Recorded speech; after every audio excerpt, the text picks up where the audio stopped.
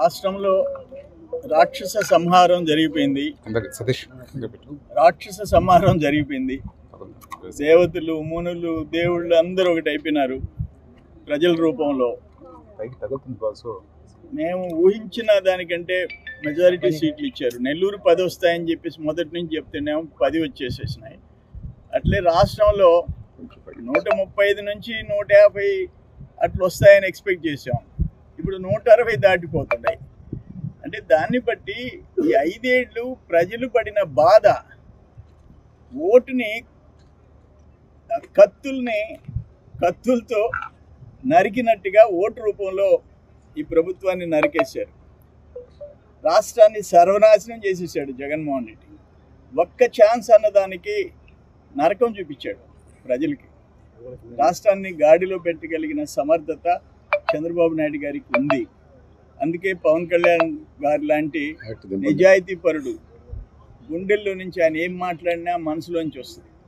అందుకని ఒకే మాట చెప్పేటప్పుడు బాబు గారిని రాజమండ్రి జైల్లో చూసిన తర్వాత, నాకు పదవులు ముఖ్యం కాదు, ఈ రాష్ట్ర భవిష్యత్, బిడ్డల భవిష్యత్ కాపాడాలంటే జగన్మోహన్ రెడ్డిని ఓడించాలా అని చెప్పి ఒక మాట చెప్పాడు. అదే ఈరోజు జరిగింది. అక్కడ కేంద్రంలో ఎన్డీఏ వస్తుంది, ఇక్కడ కూటమి అధికారంలోకి వస్తుంది. ఈ రాష్ట్రానికి గాడిన పెట్టే బాధ్యత ముఖ్యమంత్రిగా బాబు గారి మీద, కూటమి మీద, అందరి మీద ఉంది. డెఫినెట్గా రాష్ట్రానికి మంచి భవిష్యత్తు వచ్చింది. కనీసం రాజధాని లేదో చెప్పుకునే పరిస్థితి ఆంధ్ర వాళ్ళకి ఈరోజు వచ్చింది. రాష్ట్రంలో రాక్షస సంహారం జరిగిపోయింది. రాక్షస సంహారం జరిగిపోయింది. దేవతలు, మునులు, దేవుళ్ళు అందరూ ఒకటి అయిపోయినారు ప్రజల రూపంలో. మేము ఊహించిన దానికంటే మెజారిటీ సీట్లు ఇచ్చారు. నెల్లూరు 10 వస్తాయని చెప్పేసి మొదటి నుంచి చెప్తేనేమో 10 వచ్చేసేసినాయి. అట్లే రాష్ట్రంలో 135 నుంచి 150 అట్లా వస్తాయని ఎక్స్పెక్ట్ చేసాం. ఇప్పుడు 160 దాటిపోతున్నాయి. అంటే దాన్ని బట్టి ఈ 5 ఏళ్ళు ప్రజలు పడిన బాధ, ఓటుని కత్తులతో నరికినట్టుగా ఓటు రూపంలో ఈ ప్రభుత్వాన్ని నరికేశారు. రాష్ట్రాన్ని సర్వనాశనం చేసేసాడు జగన్మోహన్ రెడ్డి.